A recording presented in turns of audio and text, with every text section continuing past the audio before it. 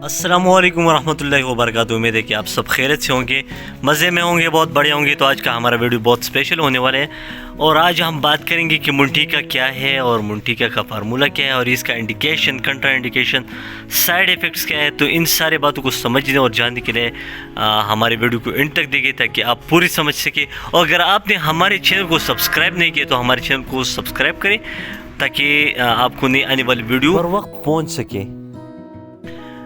मुंटीका जो है ये सामी कंपनी का एक ब्रांड है और इसका फार्मूला जो है मुंटोलिका सोडियम है और ये 3 अक़साम में आती है। 4 mg में आती है, 10 mg में आती है और 5 mg में आती है।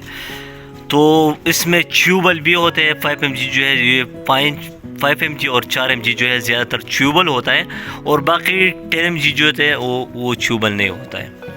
अब हम इसके इंडिकेशन के बारे में बात करेंगे। तो सबसे पहले ये एलर्जिक रेनिटिस में काम करते हैं। एलर्जिक रेनिटिस एक ऐसा कंडीशन है जिसमें नाक, कान, आइज़ और थ्रोट जो है सारे इफेक्टेड होता है।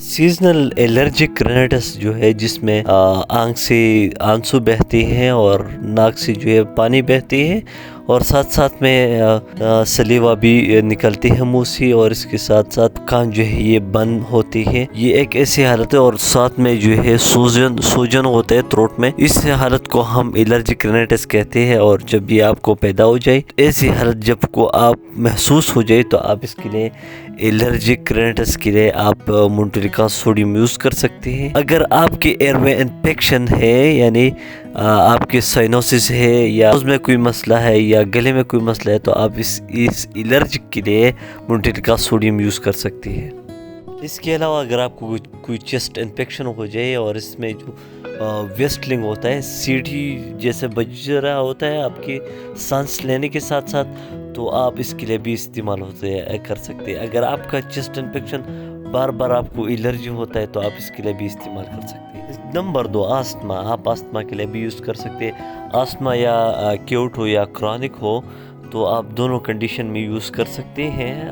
आस्थमा जो वो लॉन्ग टर्म से ज़्यादातर होता है यानी क्रॉनिक होता है तो आप इसके लिए ज़रूर इसको इस्तेमाल करेंगे long term. EIB, exercise induced Bronco construction.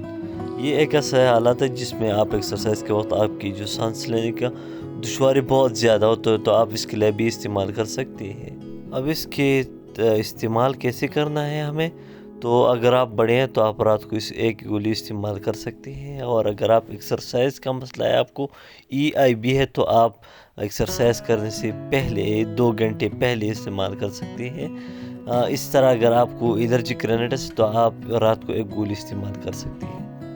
अब इसका मेकनिज़म जो है ये 21 डेज से स्टार्ट होता है तो आपने ये लॉन्ग टर्म यूज़ करना है ज़रूर।